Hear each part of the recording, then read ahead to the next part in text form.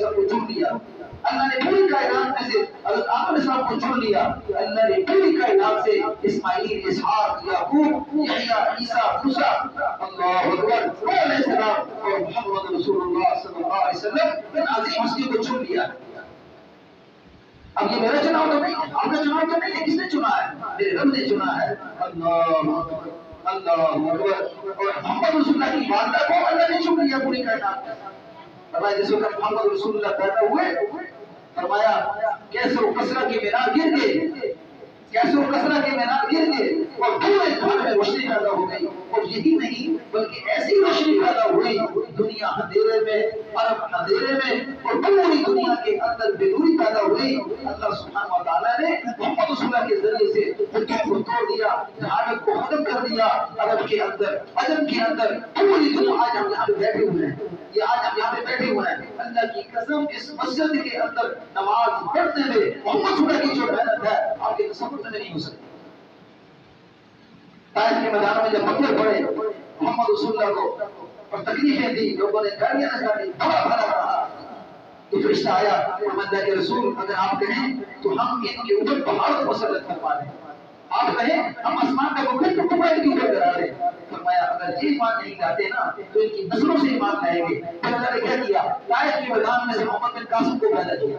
طائف کے میدان میں سے محمد بن قاسم کو پیدا کیا اور پھر وہ سندھ میں آ کے اس نے اسلام کا پرچم لہرایا. آج پاکستان، ہندوستان کے اندر جتنے مسلمان ہیں وہ محمد بن قاسم 17 سال کا وہ آگے جب محنت کیا تو محنت کرنے کے بعد میں اور آپ آج مسلمان ہیں. اگر آج اس کو کیا کر دے، آپ کو ہاتھ اٹھاتے تو کیا کہتے ہیں وہ غلط کر دے، ان کو تباہ کر دے. اور قسم اللہ کی، اللہ کے رسول اگر تباہ کر دے تو طائف غرق ہو جاتے. لیکن آپ نے دعا نہیں کی. کیا کہا؟ جبرائیل صاحب فرمایا آسمان کا فرشتہ آیا، پہاڑوں کا فرشتہ آیا، فرمایا اگر آپ کہیں تو پہاڑ کو مسلط کر دیں. فرمایا نہیں، میں نہیں چاہتا کہ یہ غلط ہو جائے، میں نہیں چاہتا کہ یہ تباہ ہو جائے. اگر یہ ایمان نہیں لے کے آتے تو ان کی نسلوں میں سے ایمان لے کے آتے. اللہ اکبر. اللہ ولی الذین آمنوا، اللہ اپنے دوستوں کو یخرجون من الظلمات الی النور طریقوں سے نکالتا ہے اور نور کی طرف لے جاتا ہے. اور وہ لوگ اللہ سے دور ہوتے ہیں، الذین کفروا اولیاء الطاغوت یخرجون من النور الی الظلمات. اللہ شیطان کے دوستوں کو کیا کرتے ہیں؟ طریقوں نور سے نکالتے ہیں اور دلوں میں دھکیل دیتے ہیں. اللہ کا دوست بن جائے، اللہ کا قرب حاصل کر لے. اور یہ رمضان کا مبارک مہینہ انتہائی قیمتی مہینہ. پھر فرمایا کہ حضرت سلیمان فرماتے ہیں، کہتے ہیں کہ نبی اکرم صلی اللہ علیہ وسلم شبان کا جب مہینہ آتا تو آخر میں بات فرماتے اور ایک چیز فرماتے، فرمایا تمہارے پر ایک بڑا مبارک مہینہ آ رہا ہے، تمہارے پر ایک بڑا مبارک مہینہ آ رہا ہے. فرمایا کہ اس نے ایک رات جو 1000 مہینوں سے بڑھ کر ہے، وہ لیلۃ القدر کی رات کو بتایا. اور پھر فرمایا کہ اول اس کا ایک عشرہ جو ہے رحمت ہے، اور دوسرا عشرہ مغفرت ہے، اور تیسرا عشرہ آگ سے خلاصی ہے.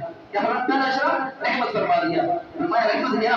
جب اللہ کی رحمت کسی کو ڈھانپ لے تو فرمایا اب اس کے اندر اللہ کا غضب نہیں، اس کے اندر اس کو تکلیف نہیں، اللہ کی رحمت برس نہیں ہے، بارش کی طرح برس نہیں ہے.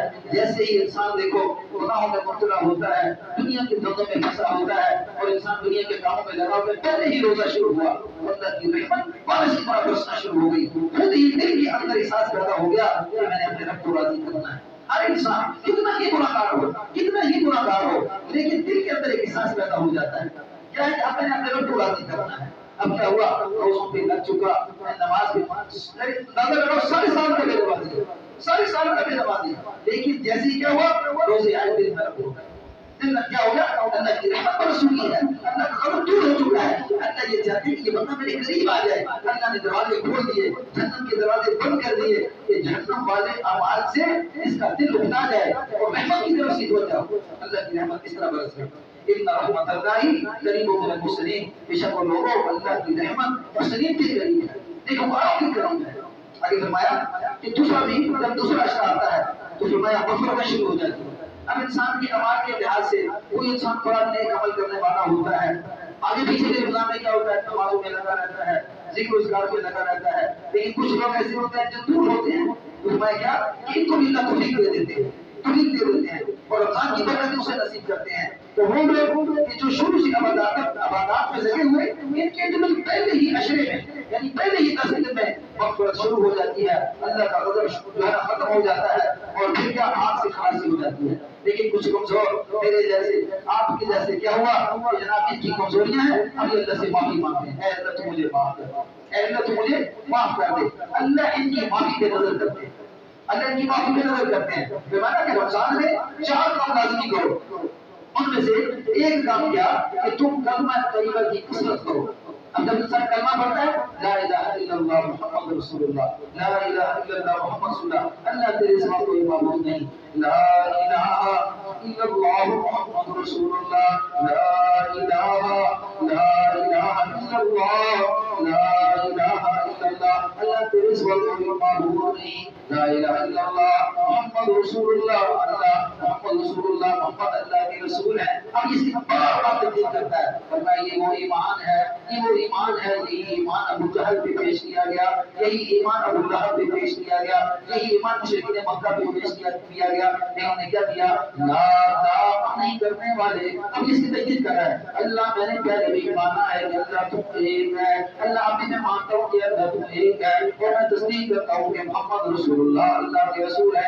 اللہ میں بار بار تصدیق کرتا ہوں. اب کیا ہوا, اب یہ تجدید کرتا ہے بار بار ایمان کی, اور بار بار کرنے کا دل کرتا ہے. فرمایا اس کے دل میں نورانیت پیدا ہونا شروع ہو جاتی ہے, ظلمت دور ہونا شروع ہو جاتی ہے, اور اس آسمان سے اور جو ہے نا غیبی طور پر اللہ کا نظام چلتا ہے, دل منور ہونا شروع ہو گیا. ہوش ہوش میں خون میں کلمہ طیبہ کی برکت سے نورانیت نورانی شروع ہو گئی. تو یہی فرمایا کہ رمضان کی مبارک مہینے میں تم کلمے کا دل بہت زیادہ کثرت سے کرو. اب جب کثرت شروع ہوتی ہے تو کثرت شروع ہونے سے ظلمتیں دور ہو گئی, ظلمتیں دور ہو گئی, اندھیرے دور ہو گئے.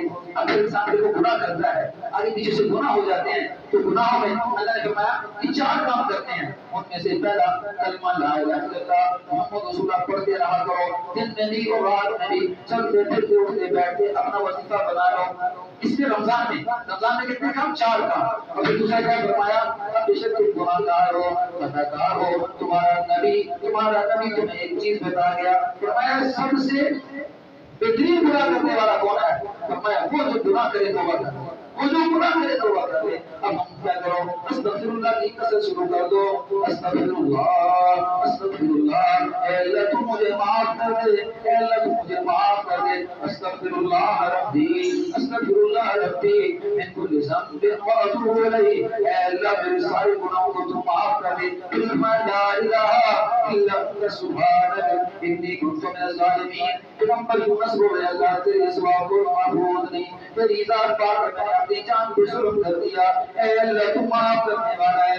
آدم بولے, اللہ میں نے بڑا گناہ کیا, تجھے ناراض کر کے جنت کے اندر تیرا حکم توڑ دیا, اے اللہ تو نے حکم دیا کہ یہ پھل نہیں کھانا, اے اللہ میں پھل کھا چکا, اے اللہ میں نے تیرے سامنے ایک بڑا گناہ کر دیا, اور اللہ میں نے تیری نافرمانی کر دی. اے اللہ کہتے ہیں ماں بھی ہماری دعا کر دی ہے, اور ادھر ہمارے باپ جد افضل آدم علیہ السلام دعا کرتے ہیں, تو ہم کہنے لگے قالا ربنا ظلمنا انفسنا وان لم تغفر لنا وترحمنا لنكونن من الخاسرین. دونوں ماں اور باپ بولنے لگے, اللہ ربنا ہماری رب, ربنا ظلمنا, ہم نے اپنی جانوں پہ ظلم کر دیا, ظلمنا انفسنا وان لم تغفر لنا, اللہ اگر آپ نے معاف نہ کیا, وترحمنا اگر آپ نے ہم پہ رحم نہ کیا, لنكونن من الخاسرین, اللہ تو بڑے خسارے والوں میں سے ہو جائیں گے, اے اللہ ہم تو ہلاک ہونے والوں میں سے ہو جائیں گے, اے اللہ ہم آپ سے دوری والے ہو جائیں گے. اے اللہ مان لیا کہ میں نے گناہ کر دیے, اے اللہ مان لیا کہ میں نے آپ کی نافرمانی کر دی, لیکن میں جانتا ہوں کہ اللہ ایک ہے, کوئی معاف کرنے والا ہے, کوئی بزرگی والا ہے, کوئی میرا اپنا ہے. فرمایا اللہ میں اپنا سمجھ کے تیرے سامنے دامن پھیلا چکا, اے اللہ میں اپنا سمجھ کے اپنے سارے گناہوں کا اقرار کر چکا, اے اللہ میری زندگی غلطی ہے, اے اللہ ساری زندگی میں نے گناہ کیے, لیکن 11 مہینے میں اللہ آپ کو معاف کرتا رہا, لیکن آج رمضان کا مبارک مہینہ آیا ہے, اے اللہ میں نے جو گناہ کیے توبہ کرتا ہوں, اے اللہ میں نے جو گناہ کیے توبہ کرتا ہوں, اللہ تو معاف کر دے, اے اللہ تو معاف کر دے. حضور صلی اللہ علیہ وسلم کی زبان سے, آپ محمد رسول اللہ صلی اللہ علیہ وسلم کی زبان سے اللہ نے حکم دے دیا کہ اپنی امت کو حکم دے دو. کیا حکم؟ فرمایا 2 کام, پہلا کلمہ لا الہ الا اللہ اللہ لا الہ الا اللہ، اس کو کثرت سے پڑھو، تمہاری گناہ نیکیوں میں بدلنا شروع ہو جائیں گے. پھر اللہ سے معافی مانگو، تمہارے گناہ نیکیوں سے بدلنا شروع ہو جائیں گے. 11 مہینے تم نے اپنے دل کو سنبھال کر لیا، تم نے اپنے دل کو گناہوں کی دلدل میں پھنسا لیا. اب اس کو صاف